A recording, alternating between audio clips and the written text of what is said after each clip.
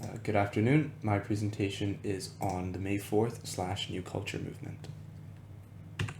So this movement happened on the afternoon of May 4th, 1919, when over 3,000 students from unis and colleges around Beijing assembled in front of Tiananmen in the central part of the city.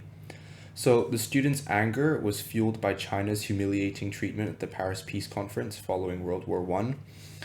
And the reason for this was that it's estimated that 3,000 of the Chinese laborers serving on the Western Front with Allied forces during World War I died before returning home, as well as many as 30,000 on the Eastern Front. Yet, despite their crucial role in this conflict, the US, Britain, and France ignored the Chinese delegation's protests, and they transferred Germany's colonial concessions in China, including Qingdao and the surrounding province of Shandong, to Japan. So China and Japan have a bit of beef anyways, so that wasn't a good call. So because of this, of course, there was a big reaction from the people, and that's why they were protesting. And at this point, the Beijing police broke up the protest, and they arrested 32 of the involved people.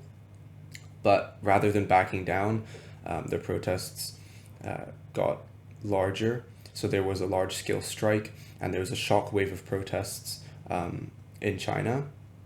And on June 3rd, 170 students were arrested in Beijing. And when more students took to the streets following, the police charged the crowd and detained another 700.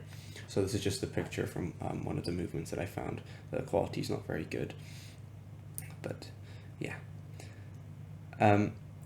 And while most of the protesters' demands were political, their actions were linked in and influenced by the New Culture movement, which began sort of around 1915 and lasted roughly until the founding of the Nanjing government. So the origins of the New Culture movement can be traced to September 1915, when Chen Duxiu, I think, or however you pronounce it, Chen Duxiu, who's a Chinese revolutionary socialist, educator, and philosopher, launched the magazine Youth in Shanghai.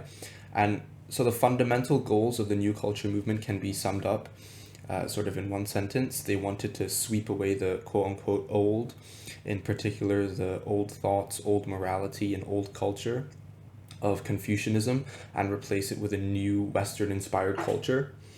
And one reason that advocates of the New Culture movement were so dead set against the old culture was that there was a lot of social and political chaos that reigned in China during the early years of the post-dynastic period. So I believe the Qing dynasty had just ended then, so there was a lot of chaos involved with that. Thank you.